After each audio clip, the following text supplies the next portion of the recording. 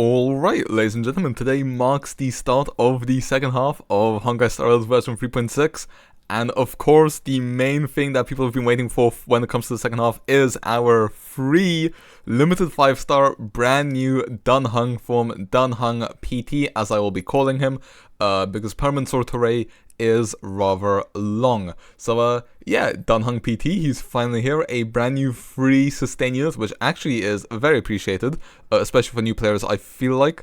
So you know, what else are we supposed to do? Well, we're not going to be pulling for him because we already got him. So what are we going to do day one? We're just going to go ahead and take him for a spin, see how he plays. Does he feel like an upgrade in certain teams?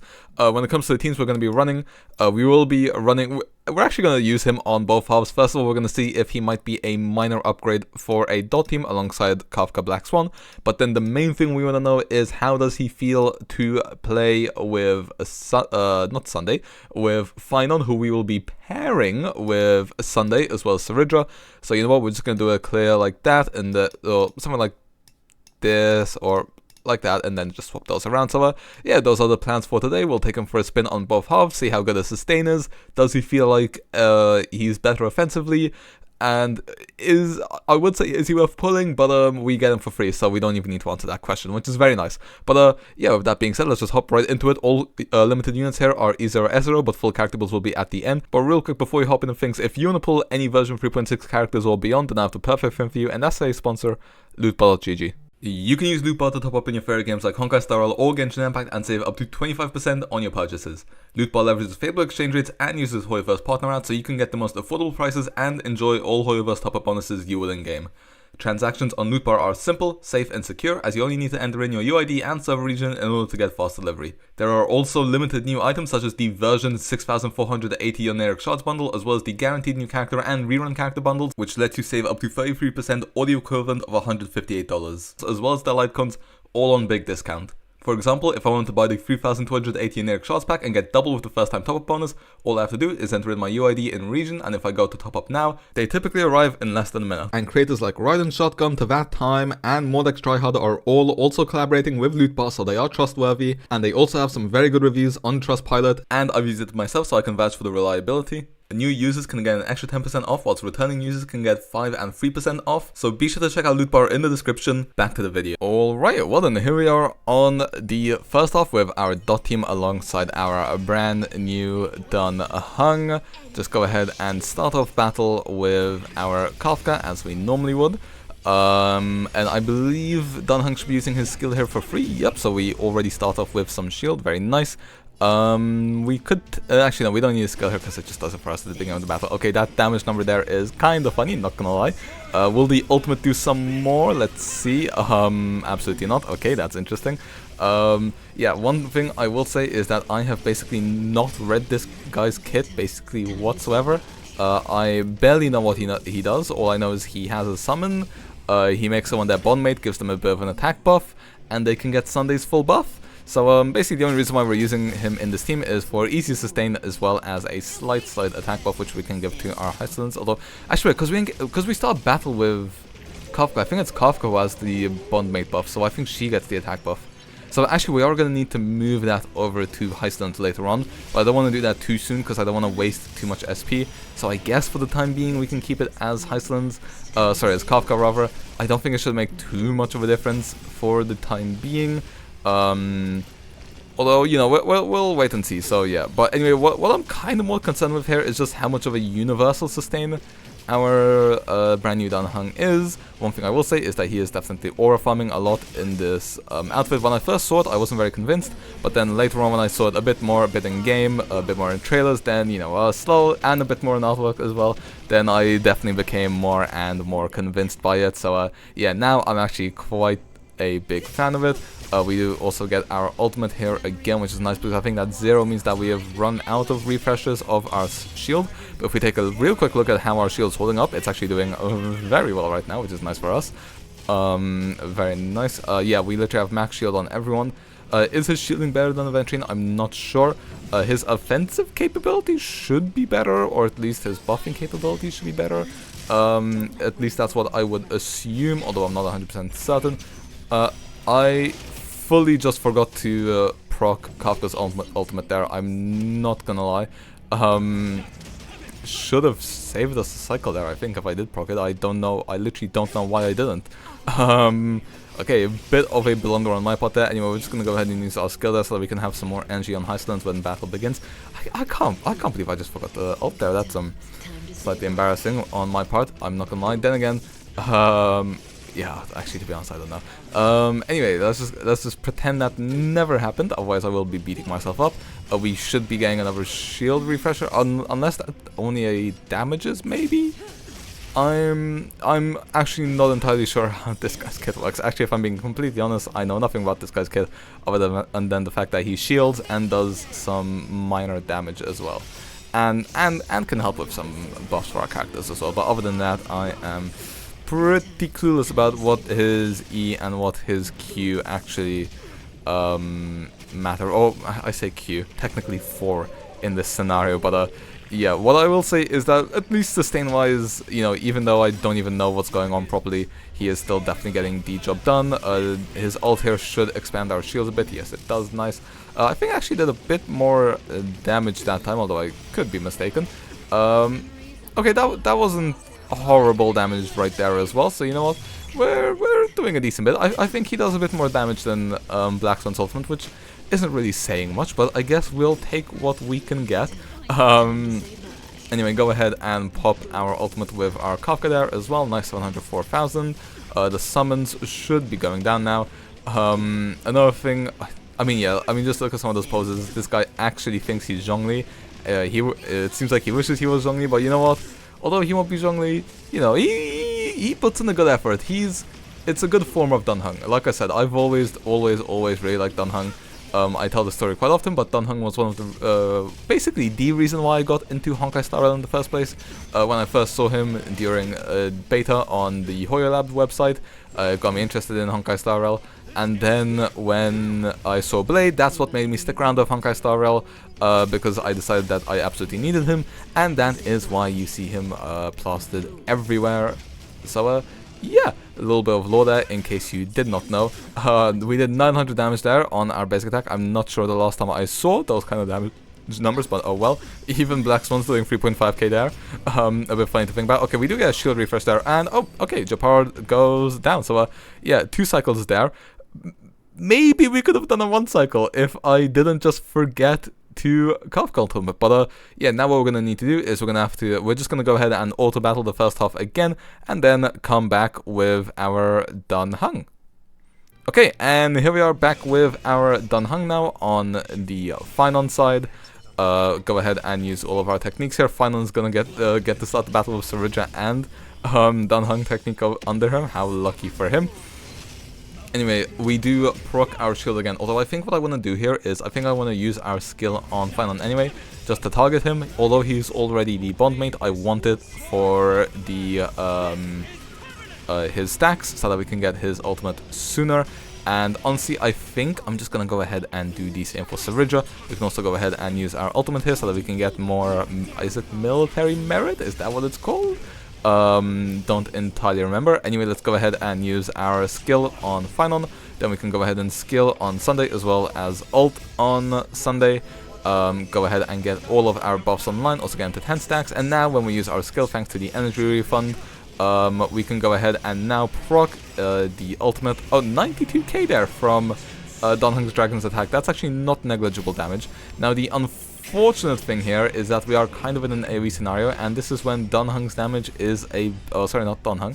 This is when PHAINON's damage is a bit poopy, if I'm being entirely honest. We're only hitting for 532k here. If this was only 2 or 1 enemy, then we would definitely be hitting for a lot more. So yeah, I guess we're just gonna have to go ahead and deal with it. Oh, we are actually getting our refreshes here in PHAINON state, which is very nice for us. This means that we probably shouldn't be dying.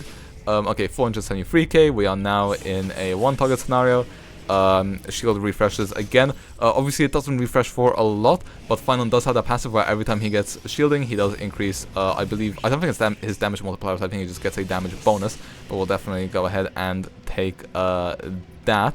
Now let's just go ahead and skill here because we want to get our military merit all the way up. And then as soon as we use our E here, it will clone it and then hit Ligus. Which, you know, we want to do as much damage to good old Ligus as we can. Okay, 560k there, and now we hit the Lygus for 675k. Okay, nice. And then we also come out of our ultimate 411k, so 1 million in that rotation over there. We do get another shield refresh for Phainon coming out of the ultimate state, so that he doesn't just get hit by attacks straight away. I was hoping Dan Heng would have get hit there, but oh well. We are gonna go ahead and just use our ultimate here again as well. I believe the bondmate thing stays for the entirety of the battle, which is nice.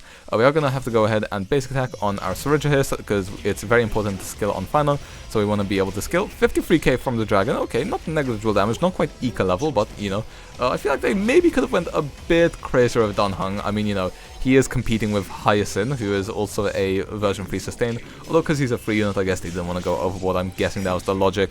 Okay, well, we just used our Phainon's ultimate, so I'm not sure if it's worth going for it again. Actually, wait, now that I look at it, we don't have any stacks on the ultimate left over.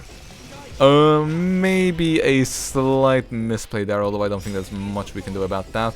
Let's just go ahead and use our skill on our Phainon, and then Cerydra ult as well. Get us some more military med stacks, and then go ahead and ult on our Phainon as well. I think that should be fine. I'm not gonna lie, I kind of just turn my brain off when I play Phainon, so I've not actually learned all of the ideal plays to make when playing him with Cerydra, if I'm being entirely honest. Like, I know we want to start with the double meteor, but I don't know, I've just not been the best at managing it, if I'm being entirely honest with myself here. Anyway, I don't think that this hit should clone itself. I do want to use my W a lot here, or the follow-up attack, or the retaliate probably will be, yeah. I don't want to use, I do probably want to use the retaliate here quite a bit. It probably does the most damage because, once again, we are in AoE. Will it actually do more damage than this? Okay, no it doesn't. But actually it's not too far off, only a difference of 220,000. We do get a clone there as well, which is nice.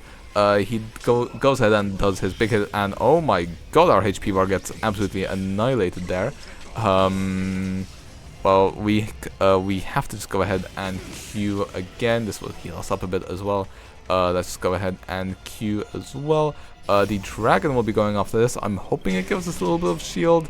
Let's see. Yes, it does. Okay, nice.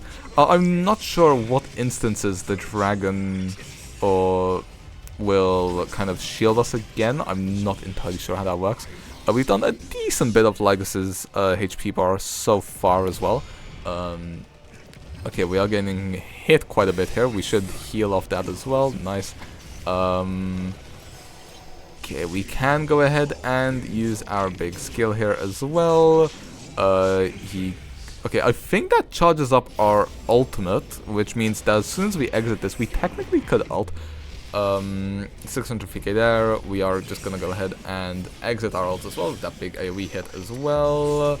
There we go, like so. 494k as well. Okay, I kind of want to refresh our shield. Okay, never mind. Okay, now we can refresh our shield here on our Dan Heng. Okay, I think what I'm gonna do here is I think I'm gonna wait for Cerydra's turn as well. Go ahead and basic attack on her, then use her ultimate. So that then, as soon as we get into Phainon's ultimate, we can clone our skill as well. Like so, or well, like so in a second more like, although this is the AoE, we are back in AoE, I would have preferred this when he was first switching forms. Take a look at our stats real quick. 7.1k attack, we do have our high speed stat as well. 100% crit to, I believe it was like 350% crit damage as well, if I'm not mistaken. We are now dealing 1 million on the big hit. That's mostly because of Lygus's permanent damage multiplier increase.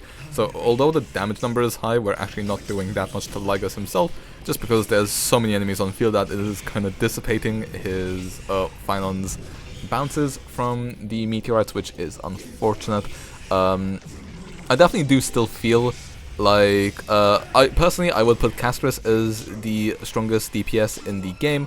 Oh, okay, I think we just died there, which is unfortunate. I did not expect that to happen, if I am being entirely honest. I don't really know what the right play here is. I mean, if we're at max stacks, I guess we might as well just generate a skill point for ourselves in the future. if there even is a future, because this guy doesn't exactly have the most HP left. It is just him on his own right now, and he does have the damage multiplier, so that is going to be a nice 1.6 million. Oh, we don't heal up also, which is, whoops. Okay. Interesting. Interesting is definitely what I will say.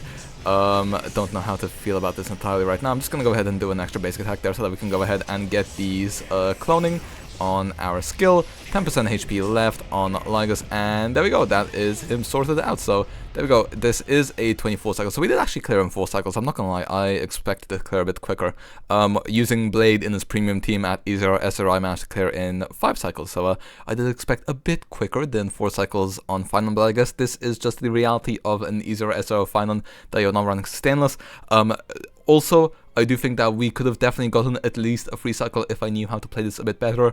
I don't have that much experience with Cerydra or Heng PT yet, so definitely improvements that could have been made. You know, got forced out of our ultimate a couple of times, not ideal, not what you want to happen. So, could this have been maybe 1 or 2 cycles faster? Yes, but most importantly, did our entire team survive? Yes. So, does Heng PT actually feel like an upgrade over characters like Cerydra?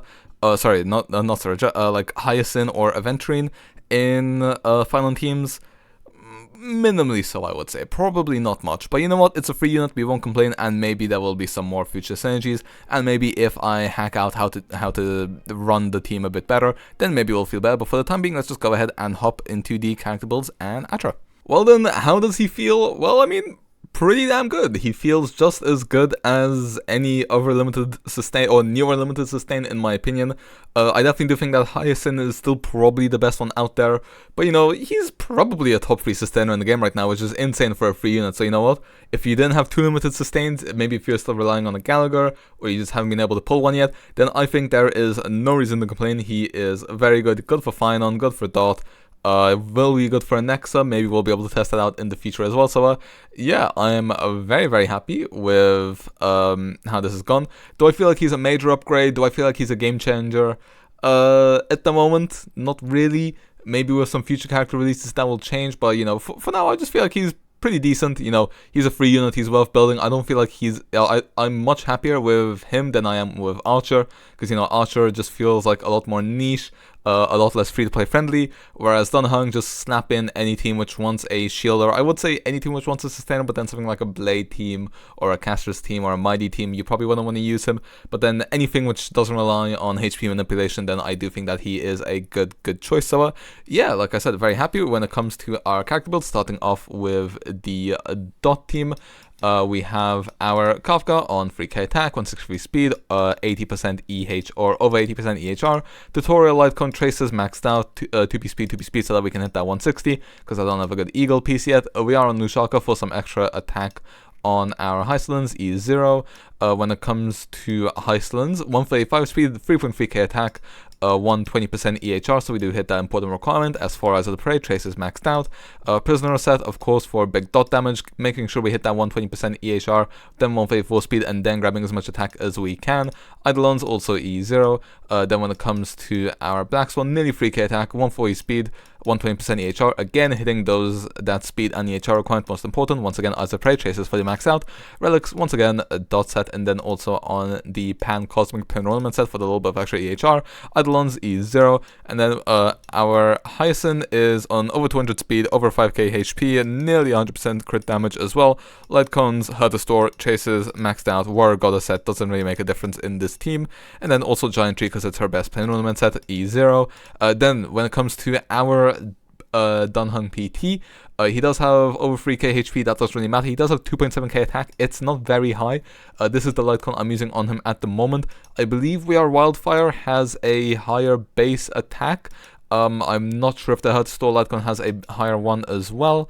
Other than that, technically we could also use something like a Yanqing signature, or yeah, like a Yanqing signature, a Himiko signature. These also have high base attack, so maybe these will be better, but since they are kind of in use right now, then I haven't done that quite yet. So yeah, let me know what you guys think is the best Lightcon options. I feel like maybe it would just be worth going for the highest base attack, although we'll have to go ahead and test that out a bit. I mean, if we do go ahead and do this, for example, then our attack does go up to 3.2k attack, which actually is quite a lot of difference. So actually maybe this would be the best installed option. Traces basically fully maxed out. Relics, we are on the brand new relic set, which is nice for us. Just getting as much speed and attack as we can. I feel like that's probably all we care about, speed boots. And then I would like to be on Lushaka, but I don't have an attack orb for it yet. So for the time being, we are on Penacony, and then Eidolons E0. Then when it comes to our PHAINON, 82.6 crit rate, which becomes over 100% in crit in battle, 119 speed, which becomes 149 at least thanks to Cerydra, 190% crit damage, this will become over 300 in battle, Fall of an Eon as well as 5 traces, fully maxed out, Wave Strider set, double crit speed, crit rate of crit damage, attack, speed and crit damage, just because otherwise it'd be overcapped, and then Ruthlent with speed, crit damage, and once again speed and crit damage. Eidolons E0, when it comes to our Sunday, there we go, 135 speed, 229% crit damage as well. Lightcons, Bronya Lightcons, and then Traces maxed out. Relics, we are on Sacrados, getting speed, breakpoint, getting crit damage, and then that's what we need mostly. Penacony, once again, Lushaka would be nice, but just running Penacony for the time being. E0 as well, and then finally our Cerydra, 140 speed, 3.3k attack.